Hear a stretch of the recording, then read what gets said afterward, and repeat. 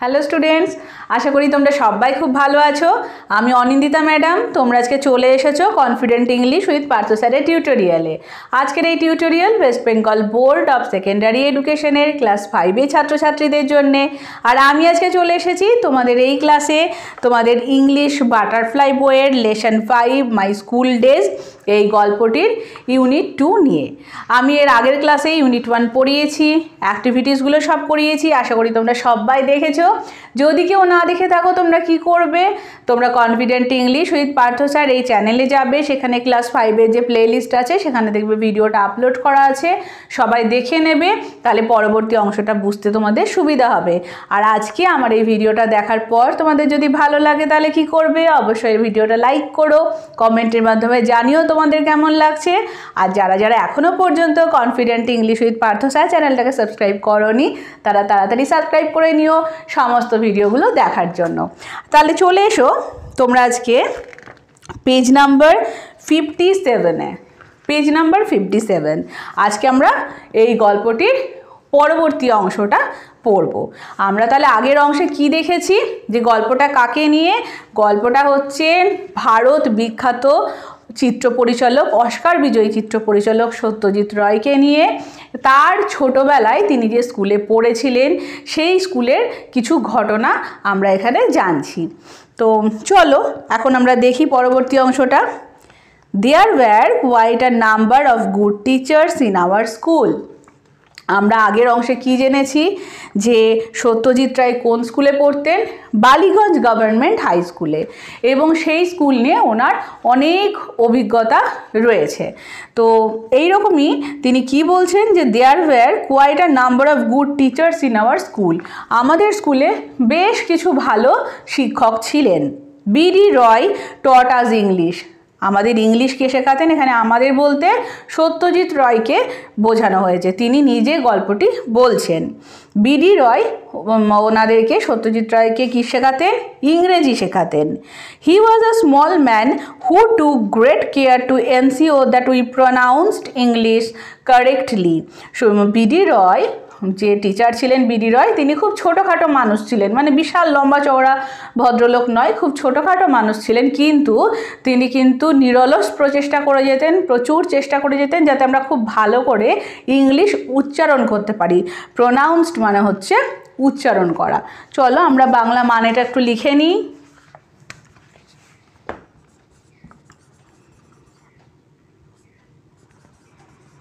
Pronounce মানে হচ্ছে উচ্চারণ করা, প্রোনাউন্স।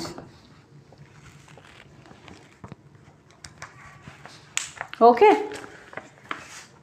এরপরে দেখো তাহলে বিডি রয়ের কী কাজ ছিল। বিডি রয় খুব ছোটোখাটো মানুষ ছিলেন, তিনি তো আমাদের ইংরেজি শেখাতেন এবং সবসময় কী চেষ্টা করতেন, যাতে আমরা সঠিক উচ্চারণ ইংরেজিতে করতে পারি। One day he told us the story of the ox and the frog from Aesop's fable. একদিন তিনি আমাদেরকে একটি গল্প শুনিয়েছিলেন। গল্পটির নাম হচ্ছে একটি ষাঁড় ও একটি ব্যাঙ। এই গল্পটি ঈশপের বই থেকে আমাদের তিনি শুনিয়েছিলেন। Before telling us the story, আমাদের এই গল্পটি বলার আগে, he taught us how the pronunciation of the depends on whether the following word begins with a vowel or a consonant. আমাদেরকে এই গল্পটি শোনানোর আগে তিনি কি শিখিয়েছিলেন, যে THED এই কথাটা কোনো ভাওয়েল দিয়ে যখন শব্দ শুরু হবে তার আগে কি হবে, এবং যখন কনসোন্যান্ট দিয়ে শুরু হবে তার আগে কি বসবে, মানে দি কথাটা আমরা কিভাবে উচ্চারণ করব। দেখো গল্পটির নাম কি? দি অক্স অ্যান্ড দি ফ্রগ, তাই তো? অক্স, অক্সের ও কি তোমরা জানো? ও হচ্ছে একটা ভাওয়েল। তাহলে এই ভাওয়েল দিয়ে যখন কোনো ওয়ার্ড শুরু হয় তখন THED এর প্রোনাউন্সিয়েশনটা হবে দা। ওকে, তাহলে কি হবে? দ্য অক্স অ্যান্ড ফ্রগের এফ কি দিয়ে শুরু হয়েছে? কনসোন্যান্ট দিয়ে, এফ কনসোন্যান্ট। তো ফ্রগের এফ কনসোন্যান্ট দিয়ে যেহেতু স্পেলিংটা শুরু হয়েছে, সেই জন্য কনসোন্যান্টের আগে যখন THED থাকবে তখন তার প্রোনাউন্সিয়েশন হবে দি। ওকে, তাহলে আমরা কি উচ্চারণ করব এটা? The ox and the frog. The ox and the frog. এবং এটা সত্যজিৎ রায়কে কে শিখিয়েছিলেন? বিডি রয়, তাদের ইংলিশ টিচার। গল্পটি বলার আগে শিখিয়েছিলেন যে দি কথাটা কোথায় কিভাবে বসবে, কখনো হবে দি, কখনো হবে দা, কিন্তু কোথায় কোনটা হবে সেই উচ্চারণটা বিডি রয় সত্যজিৎ রায়দেরকে শিখিয়েছিলেন। তারপরে দেখো, I fondly remember our head Pandit Bhattacharya sir for his excellent handwriting. এবং আমার খুব ভালোভাবে মনে আছে আমাদের যে হেড টিচার ছিলেন ভট্টাচার্য স্যার।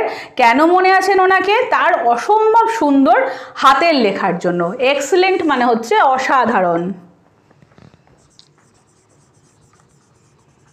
এক্সেলেন্ট মানে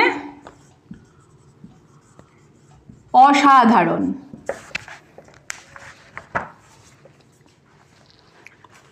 তাহলে সত্যজিৎ রায়ের তার স্কুলের হেড টিচারকে কেন মনে আছে? তার অসাধারণ হাতের লেখার জন্য। I don't think anybody else could right Bengali more beautiful on the blackboard. আমার মনে হয় না যে ওনার থেকে আর কেউ অত সুন্দরভাবে বাংলা লিখতে পারেন বোর্ডে তিনি যখন বাংলা লিখতেন তাদের হেড পণ্ডিত ভট্টাচার্য স্যার, তখন তার হাতের লেখা সত্যজিৎ রায়কে এতই মুগ্ধ করেছিল যে সত্যজিৎ রায় বলছে যে আমার মনে হয় না যে ওনার থেকে আর কোনো ভালো হাতের লেখা আছে মানুষের। তিনি এতটাই সুন্দর হাতের লেখা ছিল ওনার, বাংলা হাতের লেখাটা। I was not very good at sports. আমি স্পোর্টসে খুব একটা ভালো ছিলাম না। স্পোর্টস মানে হচ্ছে খেলাধুলায়। But I could draw very well. কিন্তু আমি খুব সুন্দর আঁকতে পারতাম। অ্যাজ আ রেজাল্ট, ফলস্বরূপ, I became the favourite of our drawing teacher Ashubabu. আমি যেহেতু খুব ভালো আঁকতে পারতাম সেই জন্য ফলস্বরূপ কী হয়েছিল, আমাদের যে আঁকার টিচার ছিলেন, আঁকার শিক্ষক আশুবাবু, তার আমি খুব তাড়াতাড়ি প্রিয় হয়ে গিয়েছিলাম যেহেতু আমি খুব সুন্দর আঁকতে পারতাম। He was given the charge of decorating the hall for the annual prize distribution ceremony.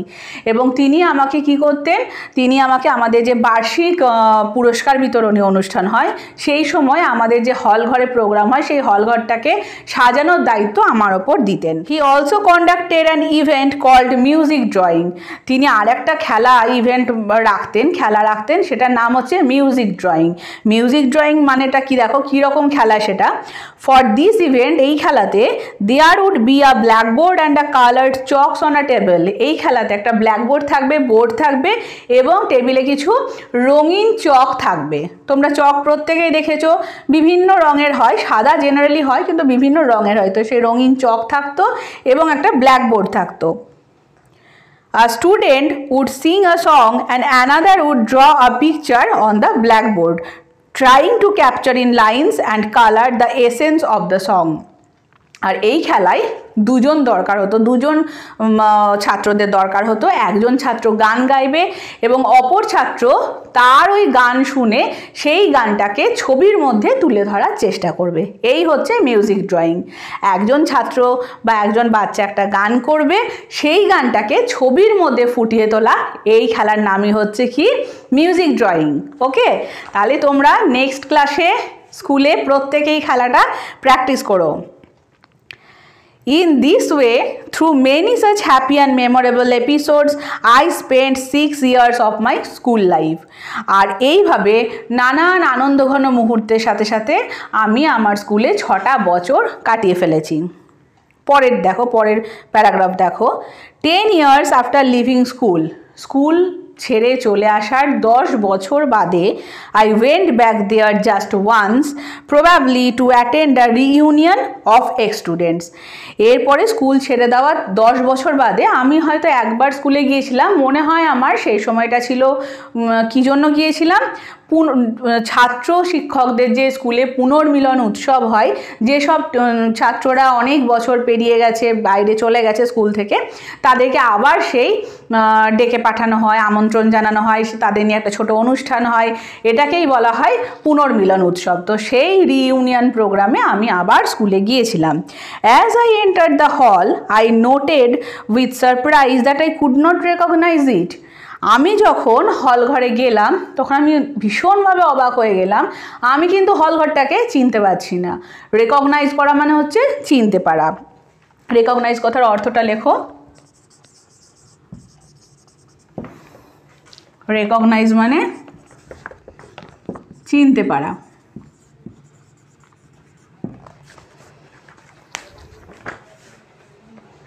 The hall which had seemed enormous earlier, যখন, কেন আমি চিনতে পারছি না, কেন কি এই হল ঘরটাই আমার কাছে মনে হতো বিশাল, এনার্মাস মানে হচ্ছে বৃহৎ, ওকে, এনার্মাস বিশাল, এই হল ঘরটাকে আমি যখন এই স্কুলে পড়তাম, ছোট ছিলাম, তখন আমার কাছে বিশাল মনে হতো। Did not seem to be quite that big then, কিন্তু এখন কি হচ্ছে, এখন কিন্তু আমার আর সেই আগের মতন বিশাল হলঘরটাকে মনে হচ্ছে না, মনে হচ্ছে তো সামান্য খুব ছোট হলঘর। Not only the hall but even the doors, the classrooms, the benches and the corridor appear to be much smaller, এবং শুধুমাত্র এটা হলঘরটার ক্ষেত্রেই হয়নি, স্কুলের প্রতিটা দরজা, প্রতিটা শ্রেণীকক্ষ, প্রতিটা বেঞ্চ এবং করিডোর মানে বারান্দাগুলো আমার কাছে যেন কেমন ছোট মনে হচ্ছে। যখন আমি স্কুলে পড়তাম তখন এগুলো দিব্যি বড় ছিল, কিন্তু এখন 10 বছর বাদে যখন আমি আবার স্কুলে এসেছি তখন দেখছি এগুলো যেন খুব ছোট মনে হচ্ছে আমার কাছে। দিস ফিলিং ওয়াজ ন্যাচারাল দো, যদিও এই অনুভূতিটাই মানে সত্যি অনুভূতি, কারণ কি, I was 5 feet 3 inches tall when I left school, যখন আমি স্কুল ছেড়েছিলাম তখন আমার উচ্চতা কত ছিল, 5 foot 3 inch, and now I have grown to about 6.5 feet, এবং আমি এখন 6.5 ফুট, 6 এবং হাফ মানে 6.5 ফুট লম্বা হয়ে গেছি। সত্যজিৎ রায় খুব লম্বা ছিলেন, তো তখন তিনি যখন স্কুল ছেড়েছিলেন মানে লাস্ট ক্লাস থেকে পাশ করে বেরিয়েছিলেন তখন তার উচ্চতা কত ছিল, 5 ফুট 3 ইঞ্চি, আর এখন 10 বছর বাদে তিনি 6.5 ফুট লম্বা। তো এটাই খুব স্বাভাবিক যে তার উচ্চতাটা অত বেড়ে গেছে। আগে যখন সে ছোট ছিল তখন মনে হতো যে সত্যি স্কুলগুলো কত বড়, দরজাগুলো কত বড় বড়, জানলা বড় কত, ক্লাসরুম কত বড় আমার, কিন্তু এখন 10 বছর বাদে মানুষটাও তো অনেকটা বড় হয়ে গেছে, তো সেই ক্ষেত্রে স্কুল কিন্তু তখন তার অনেক ছোট মনে হচ্ছে। I have grown a lot in all these years but my school has not, আমি এই কয়েক বছরে অনেক বড় হয়ে গেছি কিন্তু আমার স্কুল কিন্তু বড় হয়নি, স্কুল যেমন ছিল তেমনই আছে। I have never gone back to my school since then, এবং তারপরে আমি আর কখনো স্কুলে যাইনি। It is indeed a pleasure to look back and relive the past moments of joy, আমার কাছে স্কুলের স্মৃতিটা সেই পুরনো খুব মনের মণিকোঠায় খুব আনন্দের মুহূর্ত হয়ে থাকুক, আমি সেটাই চাই, এবং পুরনো মুহূর্ত যেগুলো আমরা খুব আনন্দের সাথে স্কুলে কাটিয়েছি সেটাই আমার কাছে মনের মণিকোঠায় স্মৃতি হয়ে থাকুক, আমি এটাই চাই। ওই জন্য আমি আর তারপর থেকে স্কুলে কখনো যাইনি। স্কুলটা আমার খুব ছোটোবেলায় খুব ভালো লাগার জায়গা ছিল, আমার কাছে স্কুলটা বিশাল একটা জায়গা ছিল, বিশাল বড়, তো সেই জায়গাটা সেখানেই থাক, আমার স্মৃতিতেই সেই সুন্দর জায়গাটা থাক, আমি ওই জন্য এরপরে আর কখনো স্কুলে যাইনি। এরপরে দেখো নিচে আমি প্রথম পার্টেই বলেছিলাম যে গল্পটা সত্যজিৎ রায়ের আত্মজীবনী, যখন ছোট ছিলাম এখান থেকে নেওয়া হয়েছে, তো একদম শেষে তোমাদের সেটা তুলে দিয়েছে যে অ্যাডাপ্টেড ফ্রম সত্যজিৎ রেজ যখন ছোট ছিলাম। তাহলে আশা করি প্রত্যেকে তোমরা বাংলা মানেটা ভালো করে বুঝতে পেরেছো, কোনো অসুবিধা হয়নি। যদি কোনো অসুবিধা তোমাদের হয় তাহলে তোমরা কি করবে, অবশ্যই আমাকে কমেন্ট বক্সের মাধ্যমে জানাবে, আর টেক্সটটা খুব ভালো করে পড়বে, পরবর্তী ক্লাসে আমি অ্যাক্টিভিটিসগুলো সলভ করব। তাহলে তোমাদের সাথে দেখা হচ্ছে নেক্সট ক্লাসে। সবাই ভালো থেকো, সুস্থ থেকো।